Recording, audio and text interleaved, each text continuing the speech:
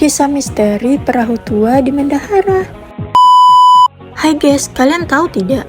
Di wilayah perairan Kecamatan Mendahara yang berada di Kabupaten Tanjung Jabung Timur, terdapat sebuah kisah lama yang masih sering diceritakan oleh para nelayan hingga saat ini.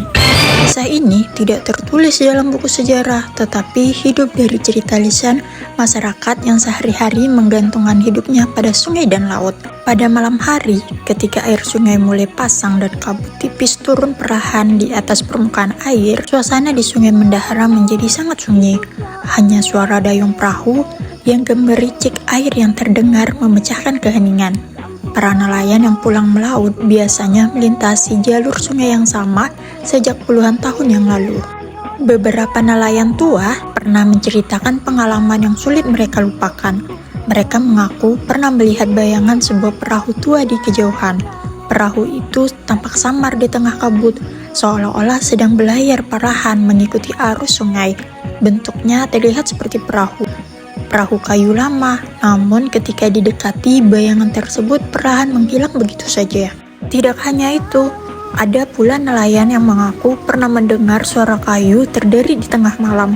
Suara itu terdengar seperti papan perahu tua yang saling bergesekan, seakan ada sebuah kapal besar yang saling bergerak pelan di atas air. Padahal ketika mereka menoleh ke sekitar, tidak ada satupun perahu yang terlihat di permukaan sungai. Sebagian masyarakat percaya bahwa kejadian itu berkaitan dengan kisah lama tentang sebuah perahu dagang yang konon pernah tenggelam di perairan Mendahara pada masa lampau. Perahu tersebut disebut membawa hasil bumi dari daerah pedalaman yang hendak dibawa menuju wilayah pesisir. Hingga kini, lokasi tenggelamnya tidak pernah benar-benar diketahui. Bagi sebagian orang, cerita ini hanyalah kisah yang muncul karena kabut malam dan imajinasi manusia. Namun, bagi para nelayan yang pernah mengalaminya sendiri, pengalaman tersebut terasa begitu nyata. Oleh sebab itu, hingga sekarang masih ada nelayan yang memilih tidak melintasi beberapa bagian Sungai Mendahara ketika malam sudah terlalu larut.